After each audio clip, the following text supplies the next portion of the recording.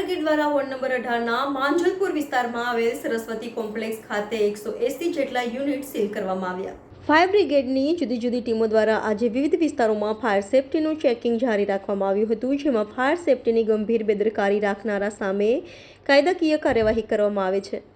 Vadodara fire brigade દ્વારા fire safety અંગે ઉપાડવામાં આવેલી ઝુંબેશ 5મે દિવસે પણ ચાલુ રાખવામાં આવી હતી। આજે વડોદરા વોર્ડ નંબર 18ના માંજલપુર વિસ્તારમાં આવેલ સરસ્વતી કોમ્પ્લેક્સ ખાતે 180 જેટલા યુનિટ આવ્યા છે, જેમાં ફાસ્ટ ફૂડની દુકાન, કોમર્શિયલ ઓફિસ, ક્લાસ વગેરેને સીલ કરવામાં આવ્યા। Reporter Rahul Rajput, van news, Vadodara. અત્યારે વોર્ડ નંબર 18માં માંજલપુર સરસ્વતી કોમ્પ્લેક્સમાં આવ્યા છે ફાયર સેફટી ચકાસવા માટે। એ લોકો પાસે એનઓસી નથી, ફાયર એક્સટિંગ્યુશર્સ પણ એક્સપાયર થઈ ગયા છે, પંપ ચાલતા નથી એ લોકોને, એટલે ફાયર સેફટી જેવું કશું છે નહીં। એટલે ટોટલ 180 યુનિટ્સ છે, જેની અંદર ક્લાસીસ છે, દવાની દુકાનો છે, ફૂડ્સની દુકાન છે, જ્વેલર્સ છે અને કોમર્શિયલ એક્ટિવિટી ધરાવતા ઓફિસીસ છે, એટલે બધાને સીલ કરીએ છીએ અમે। અચ્છા, વેપારીઓનું શું કહેવું છે? વેપારીઓનું કહેવું એવું છે કે તમે મીટર કાપી નાખો પણ અમને કામ કરવા દો, પણ એ તો સેફટી વગર તો પછી સેમ જ રહેશે ને। તો કોચિંગમાં છોકરાઓ નહીં આવે પણ પછી એમની બી સેફટી શું પછી?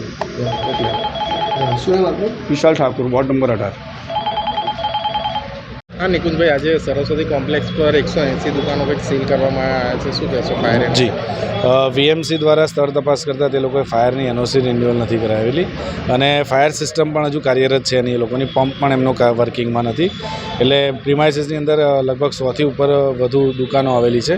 તે જગ્યાને રીચેક કરતાં તે પ્રકારે કોઈ સિસ્ટમ એક્ટિવ મળી નથી, એટલે અત્યારે હાલમાં તેને વીએમસી અને વડોદરા ફાયર સર્વિસની ટીમ દ્વારા તેને સીલ મારવામાં આવે છે। નિકુંજભાઈ, જે રીતના વાત કરે ફાયર એનઓસી 2 વર્ષે રિન્યુએશન કરવામાં આવે છે, તો અત્યાર સુધી રિન્યુ નહોતી થઈ।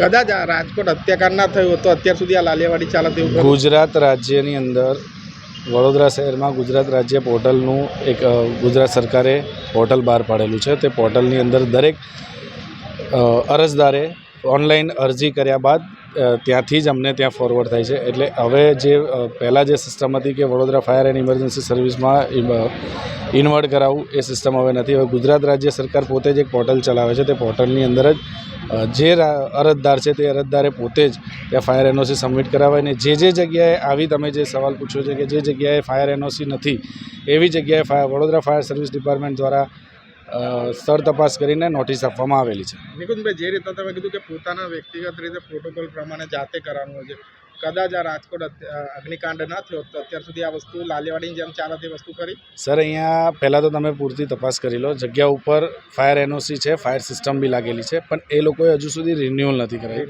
અને રિન્યુઅલ નથી કરાવી એટલે એ જગ્યા ઉપર તેને નોટિસ આપવામાં આવે। નોટિસ આપવાની અંદર મુદત હોય, એ મુદતની અંદર તે કાર્યગીરી ના કરે તો એને પછી એને સીલ બીજી આપણા ડિપાર્ટમેન્ટ દ્વારા D2 નોટિસ જે પણ આપવામાં આવે છે તેના બાદ એને સીલ કરવામાં આવે છે। અત્યારે હાલમાં બી સ્થળ તપાસ કરતાં અને રાજકોટની ઘટનાને ધ્યાને દઈને અવારનવાર એની પહેલાં રાજકોટની ઘટના તો હમણાં થઈ છે, પણ એની પહેલાં પણ આપણે સદર સ્થળ પર આવીને ત્યાં સૂચનો આપેલા છે, તેમને નોટિસ આપેલી છે। અહીંયાના જે દુકાનદારો છે તે આપણા ઓફિસ પર આવેલા છે, એમને પણ સમજાવેલા છે કે સિસ્ટમ એક્ટિવ રાખો, સિસ્ટમ એક્ટિવ રાખવાથી તો ફ્યુચર લાઈફ એમની સેવ થવાની છે।